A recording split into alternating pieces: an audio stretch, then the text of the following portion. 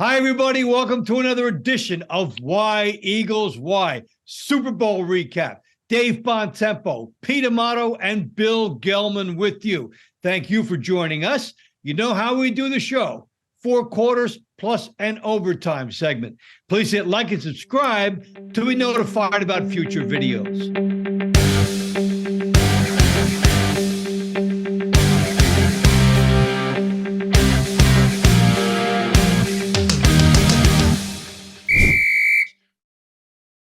All right, as we break the huddle, the Super Bowl, the Birds losing in heartbreaking late fashion to the Kansas City Chiefs, 38-35. Pete, so much to unpack. Go to town, man. Yeah, I mean, like I said in probably the whole season, last season, the only thing I was worried about with this team was Jonathan Gannon. All season, he's shown the inability to adjust after halftime when the opposing coach adjusts. Before the game, I said I was pretty confident in the Eagles, but Jonathan Gannon going against Andy Reid was a concern of mine. I almost exactly called the worst case scenario of happening is Eagles would have a lead going into halftime, and Andy Reid would make adjustments, Gannon wouldn't, and the lead would slowly creep away, and the whoever wins is going to have the ball last. And it's exactly what happened. And as much as I like being right, I did not like being right on this. No. Everybody's been saying, oh, our defense is number one, blah, blah. But if you look at this season, Eagles Lions week 1, 31-14 lead going in the third quarter. Final score was 38-35. Week 5 versus Arizona, 14-0 lead in the second quarter. We barely pulled that out, 2017. Week 6 against the Cowboys, it was 20-3 going into halftime. The final score was 26-17. I mean, we can keep going on and on. There's 3 other games where they blew a lead or they almost blew a lead after halftime. And it just shows me that Gannon, outside of his regular 5-10 plays, he doesn't know what to do. When an offensive coordinator or offensive coach makes adjustments after halftime, he's lost. He just keeps putting up those plays, or he just goes into that soft defensive mode and just doesn't want to give up the big play. And when you play against a good coach like Andy Reid and a good quarterback like Mahomes, that's just not going to work, and they're going to eventually lose the game. So I don't really know what else needs to be said about Gannon. My worst fears have come true all season. I've been saying, I hope I'm wrong, but blah, blah, blah. But I'm right, which I'm usually right, but I didn't want to be right this time. I didn't. And it's a shame because Gannon had all the talent in the world in that defense, but in spite of everything, they couldn't get it done. And to that point, the Eagles gave up 4 scoring drives for touchdowns for scores in the second half. If they make one stop in that whole time, they win the game. Now, Bill, for you to unload, what was the most striking aspect of this game to you? I mean, I think I would have to agree with Pete. I mean, it's the defense didn't make enough adjustments in the second half because he had a 10-point lead going into the locker room, and I keep hearing everyone talking about that penalty, which should have never been called. I agree, because it's, a game like this, when there's this much on the line, you just let them play. But at the same time, it should never come down to that penalty, because if the Eagles made one defensive stop in the second half, the penalty never comes into play. This is the biggest game of the year. You're going against the best quarterback in the league, the MVP of the league, the MVP of the Super Bowl. And then we said in last week's show that the Chiefs wide receivers didn't really scare us compared to the Eagles wide receivers. But when you leave them wide open in the end zone in the fourth quarter, they're going to score a touchdown. Twice on the same play. Where's the adjustment? That's right, Billy. You say your wife could have scored on those plays. They were that wide open. And you talk about plays that could have changed the meaning of that last pass. How about for the Eagles? Unfortunately, the touchdown they give up as they have a 14-7 lead and they're pushing for more. 2 things on that play. 1, 3rd and inches, they're going to get the quarterback sneak, and they don't because of a penalty. And then Jalen Hurts gets stripped of the ball, and it becomes a scoop and score. That to me was very big because instead of being up 10 at halftime, they could have been up 17 at halftime. Exactly. And I predicted a fumble return for a touchdown. I just had the wrong team. Well, you did. You did on the show last week, and it had the bettors played that for any team, they get that, and it was plus 600 for that. So that was a good sense and a good call. Unfortunately, Bill, the Eagles defense was never anywhere near Patrick Mahomes. Now let's go a little further into the adjustments that weren't made. Pete, I hear some people say, you know what? They should have stopped this running game that Andy Reid just threw at them. And the other one was, well, look, Mahomes is hurt. Why aren't you pressuring him and getting him out of the pocket and making him uncomfortable? Because this is a guy that's still only playing 80%. And it looked like he got hurt at the end of the first half. Yeah, obviously just rushing the front four wasn't working for whatever reason. Well, actually, no, it was a reason. Andy Reid going into that was double teaming Reddick, and the conditions of the field had a lot to do with that. And the conditions of the field affected both sides of the line. So you can't really give an excuse for the Eagles, but we do have two speed defensive ends that need that cut all around the outside. But when they saw that our front four wasn't getting through, it wasn't working, that's when you should maybe blitz a guy, blitz a safety, blitz a defensive back, a linebacker. I think he blitzed maybe 3 times all game, and it was in the red zone, which doesn't make sense. So yeah, he refused to change things up. According to ESPN, teams going into halftime with a double-digit lead entered Sunday with a 26-1 record in Super Bowl history. Wow. I mean, it doesn't happen. It's unbelievable. It doesn't happen. Mahomes completed 14 of 15 passes for 119 yards when targeting players inside the 20s. So basically, what Bill and I were talking about last week, we were worried about the little slants going in. Gannon playing a soft zone gives them that open because it closes up the outside passes going deep, but it gives them that open field. And that was that whole second half. That's all he did. And it took down the clock. If you look at the stats, we played better than the Chiefs. There was a couple of little mistakes, and then them basically just having the ball last. But it's a shame that he just refused to change things up. He refused to try to stop the run. He refused to try to add extra pressure on Mahomes, which I didn't understand what was going on. Even Mahomes wasn't hurt. He still had all day back there to throw the ball. What surprised me, Bill, in that second half, too, is that there has been a blueprint out for going after Mahomes that Tampa Bay authored 2 years ago in the Super Bowl, and that they would bring pressure from the side, but enough pressure that he had to still stay in the pocket. And then they blanketed Kelsey. He could not go to other receivers, but they had the pressure off the line. I kept waiting for that pressure. Now, what about you? What were you thinking looking in the second half? What were you waiting to see happen? A couple sacks, quarterback hits, Mahomes just, took the Eagles to school in the second half of that game. I think the one thing you have to think about, the first half, Mahomes really didn't have the ball. The Eagles dominated the time of possession in the first half. Mahomes has the ball, controls the tempo of the game. You saw what he could do. And I thought for sure, this defense has been putting up sacks all season, but they haven't gone up against a quarterback like Mahomes. I mean, think about it. You want to go up against Daniel Jones twice. You go up against Carson Wentz, Dak Prescott, Cooper Rush, Josh Goff. Johnson. Yeah, Josh Johnson, number 4 string quarterback, 3 and 4 string quarterback of the San Francisco 49ers. So this time they had to face the MVP of the league, and he just he's been here before. This was his 3rd time in the Super Bowl. He knows what the big game is like, and Andy Reid's experience of coaching in the big game clearly showed it. It was like, one of the things we said last week, the coaching was one of the key areas when comparing the two teams. That the Eagles were more on the youthful side. Andy Reid is one of the best coaches in the NFL.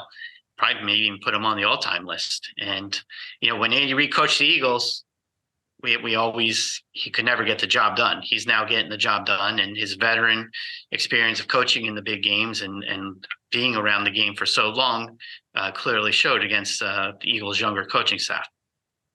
2 Super Bowl rings now for Andy Reid. I'll throw this one out to you guys to conclude our first quarter.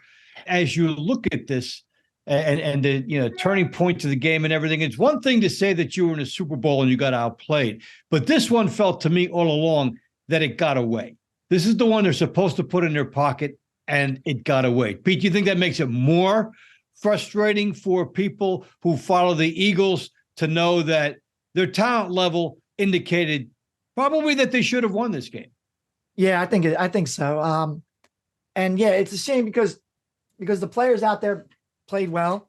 On defense, you can say they didn't play that well, but when it comes down to having talented players on defense like that, it comes back to the coaches. The coaches let down their team, let down their players. When you're going into the second half like that, up 10 points, and you see Andy Reid on the other side, and he's coming out in the second half with a totally different offensive plan, you have to make adjustments. You have to have your defensive players ready for adjustments, and that surprised me a lot. There was a lot of blown calls because a lot of a few times the secondary looks like they didn't even know where they were supposed to be, because the Chiefs lined up in a way to confuse them. This is a Super Bowl. There shouldn't be any plays that they haven't seen yet or haven't practiced. It's kind of ridiculous. It's not like Andy Reid did something overcomplicated on offense. He just changed it from the first half to the second half. And Jonathan Gannon did what he's done all season, and he kind of froze up and figured, okay, I'm just not going to let the long ball. I'm just not going to let the long ball, and we'll just keep him in front of him. But like I said all season, that doesn't work when you're going against a quarterback like Mahomes. It's a shame, but yeah, it definitely stings more because the Eagles, player by player, outplayed the Chiefs. Bill, you agree this is the one that got away rather than, the talent didn't measure up? Yeah, I compare this to, you're watching a great movie, right? And you're expecting this big ending, sometimes, especially with a suspenseful movie. And then the ending comes, you're like, that's it. Yeah, I agree. I blame that on the ref, though. I mean, that call, like you were saying, Bill, it shouldn't have been called. Obviously, it's not going to make the fact that, we would have won, but it would have. That was an all-time great Super Bowl, all-time great. Yeah, right. well, And that ref took that away from the fans. It took that away of that final drive to where Jalen Hurts, can he make that final drive, take it into overtime, or can he win it with a touchdown? Or can the Chiefs defense come up big and stop? I don't understand what was going through that ref's head at that time. It's a holding call on the secondary, which they hadn't called it the whole game. They haven't called the whole game, and that's one of the most biased calls throughout the NFL all season. You can call that every play, and he decided to call it there, and I just would love to know what was going through that ref's mind. I'm sorry I interrupted you, but I had to. No worries. And it's unfortunately it happened, and it's we're left still talking about it a couple days later.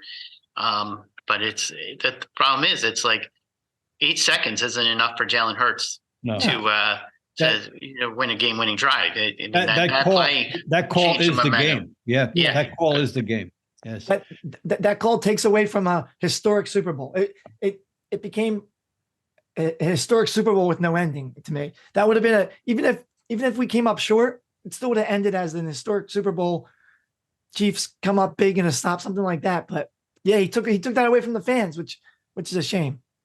2 years in a row, a real ticky-tack call in the Super Bowl. Last year, the Rams getting one against the Bengals on third down pass interference, and that kept the drive alive. They won that game. Well, the Eagles set a record, a dubious one, the largest amount of points scored by a team that lost the Super Bowl, 35 points. So they put up 35, not enough. When we go into the second quarter, we'll take a look at the entire Eagles season and the evolution that got us to here. Second quarter of Why Eagles Why. Well, when we started the season, we were wondering if the Eagles would get past 9 wins, which is what they had last year. We were wondering if they would get to another playoff level. Well, they far surpassed that. And Pete, I think a lot of this starts with Jalen Hurts, who at the beginning of the year, it wasn't really known if he could take this team and put it on his back. Yeah, with myself included. I was critical of Jalen Hurts his rookie year because I liked him. I liked him a lot. I liked his leadership. I liked the way he handled himself in situations. So I want to see him take that next step this season, as far as just becoming a complete quarterback. I didn't think it was going to be this large of a climb this fast, but Jalen Hurts shut up every doubter. Even if they didn't play in the Super Bowl, he played this season like a man possessed. Every question we had about him going into this season, I mean, he answered it. People were kind of afraid that he wasn't going to be able to go through his progressions. That question was answered. People were worried about his long ball. I mean, he had one of the best long balls all year. And there was a couple other things where he just kind of destroyed everybody's expectations. And then going to the Super Bowl, I think people were thinking, okay, this is going to go down as Mahomes Super Bowl, where Mahomes is actually the underdog. But I don't think people are thinking that that's big of a deal now, because the way Jalen Hurts played, he played great. Yeah, he did have that one little fumble. You can blame that on the turf. He actually got face masked that play if you go back and watch it. But I mean, I don't think that play really changed the game, because Eagles went right back and scored. And Jalen Hurts did everything right that game. I mean, he did everything that the Eagles needed him to do to win that game. And that takes nothing away from Jalen Hurts. The Eagles fans should be excited and happy that we're going to sign this guy for a long time, because he's not only a great player, his leadership is second to none. Yeah. And I would go back. I probably would take a counter view about that touchdown, because I think it did prevent them from having a larger lead than 10 points at the half. Now, Bill, when you looked at the team, for me, it started to seem like something was different in game 2, when Jalen Hurts threw a beautiful bomb to Quez Watkins, and it was a nice touch long pass, and they beat the Vikings 24-7. That's when something kicked into me that this year was different. What do you remember as kind of a moment or a game when it started to feel to you that this year was going to be different? I mean, I think they just got off to a quick start against Detroit. Yes, they let Detroit back in that game, but the offense was really clicking. I mean, the one problem the Eagles have always had, they really had no one to throw the ball to. And slowly but surely, they built this offense up. Between signing A.J. Brown, drafting Devontae Smith, Dallas Goedert is really coming to his own. And then you have a guy like Quez Watkins, who could potentially be a solid number 3 in this league. He's still, working his way in, but he's got some nice speed to him. And throughout the season, there were many times where you saw Jalen Hurts. You got to remember, he's very young. I believe he's only like 23 years old. And, several times this season, he put the team on his back and carried them. Even in the Super Bowl, he rushed for 3 touchdowns, threw for 300 yards, threw for another touchdown with a beautiful pass to A.J. Brown. So he's so young. He's still on his rookie deal. And, you have these wide receivers signed. You have Dallas Goedert around. You have the best offensive line in the league still. And so all the pieces are there. This isn't like sort of like the Phillies, like last year. As you can see by my background, I'm excited about baseball season. They surprised us all. We didn't know what they were going to make the playoffs. This Eagles team at the beginning of the season, we saw them thought they would be very promising. I don't know if we, thought they would win as many games as they ended up winning. But they, thanks to Jalen Hurts, this team is one of the top teams in the league. They're already 9-1 to win the Super Bowl next year already. So they're already back in the conversation. And because you have that core of this team back, yes, there's probably be guys that are going to be leaving, and as any offseason goes, and we'll be talking about that, I believe, in the next quarter. But I feel like this set the foundation, and it might have pushed the road to the Super Bowl quicker than we expected. Eagles setting all kinds of records for points scored. They had some unbelievable accomplishments like 300 yards passing one game, 300 yards rushing another game. Excellent team at home, and then gave up only 7 points in both of the playoff games that led them to the Super Bowl. So a lot of special things happened with this team. Now, what about the offseason? We'll analyze that in the third quarter. Third quarter of Why Eagles Why. There's a lot of news right away with the coaching on the Eagles. Pete, what's your thought on that and how it might impact this team? There's a lot been going on this offseason. I think we all kind of saw it coming. Either we were going to lose both the coordinators or at least one of them. Steichen was already picked up by the Colts. So the Eagles have to start looking for a new offensive coordinator. Fortunately, I think they've kind of saw it coming. So I think they've been kind of looking the last few weeks, and they're going to have to go with somebody that kind of fits the scheme. Maybe somebody that Jonathan Gannon is already close to. Maybe they'll bring somebody up that's currently on the staff now. But Steichen did all the play calling, so they can't just go with a generic offensive coordinator. I'm guessing that they're going to go with somebody that can take that role over and continue play calling, so Gannon can do the rest of the coaching during the games. And Jonathan Gannon, I think he actually stayed in Arizona because they're going to interview him for the head coaching job. Hopefully he stays there and just stays there. We don't want a round trip ticket. You guys all know my feelings about Gannon.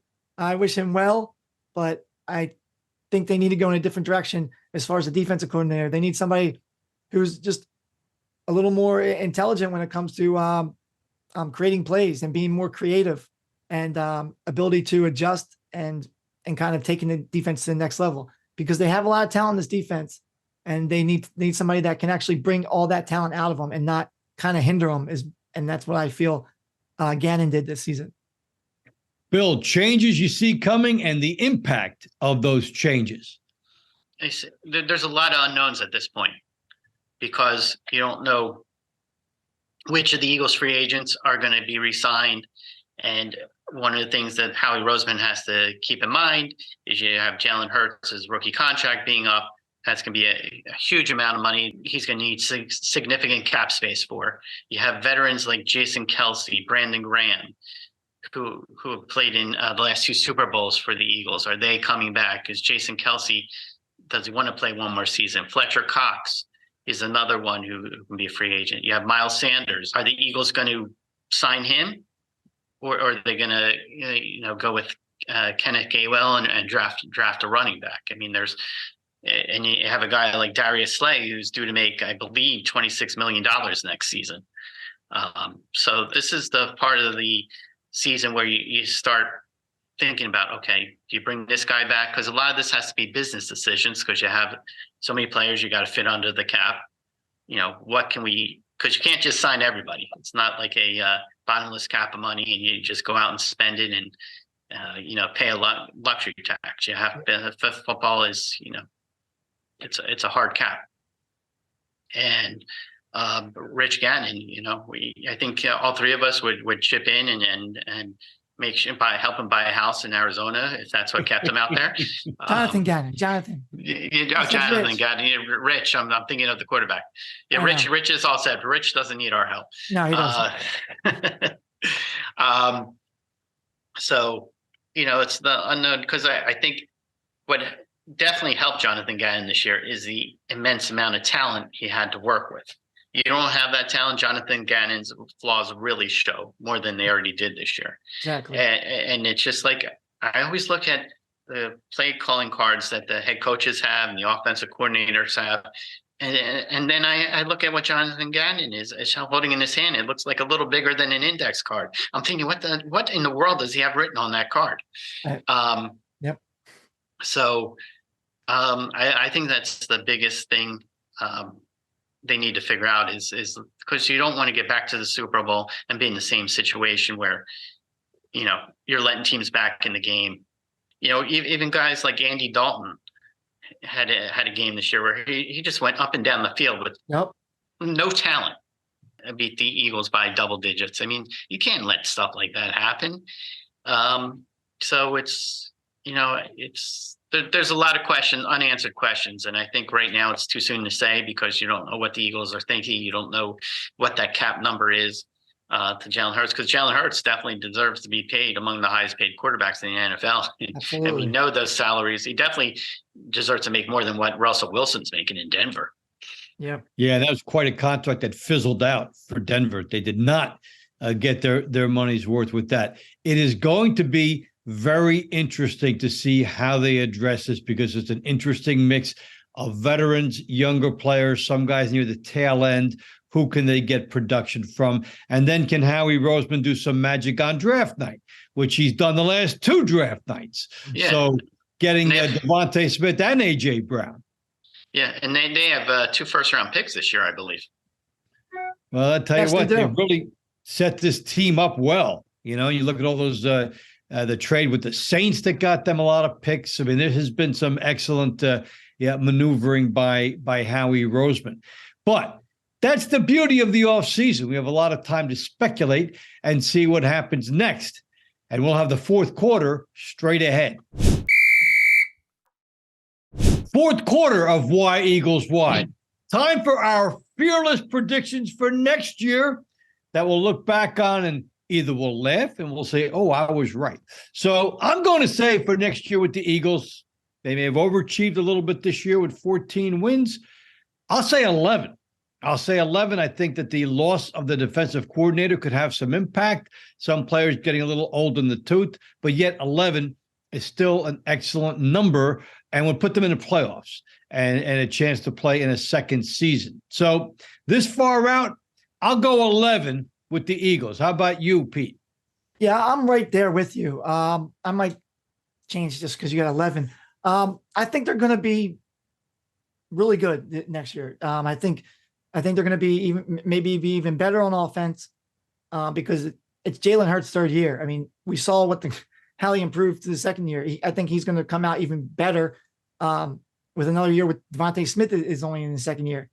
Goddard's young. A.J. Brown had a full year to work with Jalen Hurts. Malata is young. I mean, these guys are only getting better, and it's going to be a tough schedule. Right now, it's officially the toughest schedule. You can see, even though the schedule hasn't officially been released by the NFL yet, we have a pretty good idea of who they're playing, home and away games on Eagles.com. You can go check that out. But right now, it's officially, it looks like they're going to have the toughest schedule, regular season schedule. But I also think they're going to be, especially the offense is going to be better. I think especially the big guys in the offense. So I'm going to go 12 wins. I think they get 12 wins. Okay. Bill, how about you? Yeah, I should just say 11.5 wins to get in between you guys. That's what I wanted to say. That's what I wanted to say. And that's what I think the over-under is going to be honest. It's going to be like 10.5, 11 probably. All right. Yeah. Well, 11.5 is good because it gives you time, Bill. It gives you time to think about it. And it also says, hey, maybe you're looking for a tie somewhere in there. Yeah. I mean, it's the reality is there's a lot of the schedule is by far much tougher than it was this season. And you also, don't know what these other teams are going to do during the offseason. You don't know which games will be in prime time, which ones are going to be on short weeks, which ones are going to be after the bye. Since all those factors you have to weigh in, and we can do a better guesstimate when once they announce the schedules later this year. But I'm right in there with you guys. I think that the core of this team will be back next year. It's just a matter of which of their free agents they resign and who they bring in and who they draft. All right. We go to overtime segment. We'll talk about how to follow everybody during the offseason because football is a 12-month business, especially for the fans, that they can talk about this all the time. Overtime of Why Eagles Why. Dave Bontempo, Pete Amato, Bill Gelman with you. And now, little off season because you know what? Football, more than any other sport, really attracts the passion of fans and readers and everything like that. So, Pete, give us a rundown about what people can expect from you and from Eagles.com between now and the start of the season. Yeah, so with Eagles.com, IGGLES.com, we're we're going to keep going. I mean, we're still going to be pumping out content, updating content, news content, breaking news, rumors. We already have, like I said, we already have the next year's Eagles 2023 regular season schedule. The only thing that we couldn't figure out is obviously which weeks they're playing each game and when they're playing the games.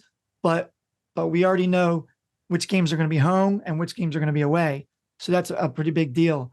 Like I said, all of our writers are still writing the same amount of content. We have a 2023 mock draft page you can find at eagles.com. And that gets updated every day of which college players that we think the Eagles should be looking at, or which players the Eagles will probably be looking at in the draft. Like Dave said earlier, the Eagles have 2 first-round picks, so that's going to be a big topic in the offseason. We're also on Twitter. We're always talking on Twitter, whether we're trash talking to Cowboys fans or just talking to other Eagles fans. We're always on Twitter. Our Twitter is pretty engaged. There's a lot of fans that go back and forth with us, so that's always fun. And you can see all the links for the Twitter and our YouTube and obviously our homepage will be in the description below. So any questions that anybody has, they can jump on Twitter, ask us, or ask us in the comments on YouTube. And Bill, Play NJ has a lot of excellent content whenever a New Jersey player or someone in the area is doing well in the professional ranks. And that's one thing that we'll look forward to seeing at Play NJ. But you've got some other news, too, about what we'll be doing. Yeah.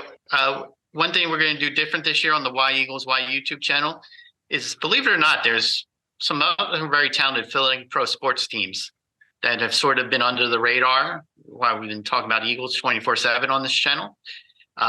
You got pitchers and catchers reporting for spring training this week. Yes. You got the Philadelphia 76ers who are in the the thick of the Eastern Conference race as we head into the All-Star break.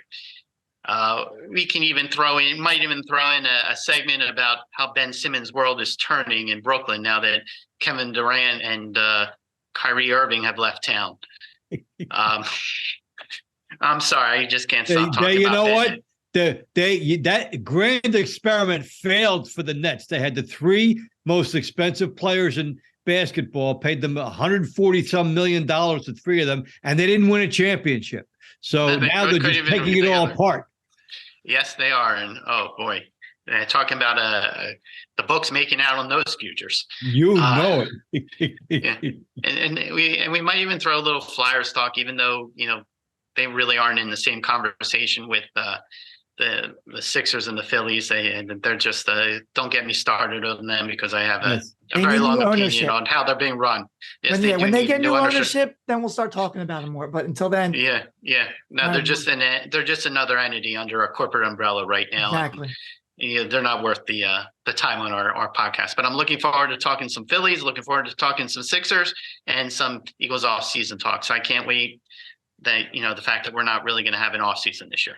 That's great because, we did miss it, guys. We missed seeing each other. We missed talking about what was important. And it's always great for us to get together every week and then share everything with all of you. So for the football season, Bill and Pete, been a real pleasure. All of us working together. And like you say, Bill, we're going to keep it going in the off season. So that's just about a wrap for us. Thank all of you for tuning into this as we go forward. Again, please remember to hit like and subscribe to be notified about future videos. For Bill Gelman and for Pete Amato, this is Dave Bontempo saying thanks for joining us all season on Why Eagles Why.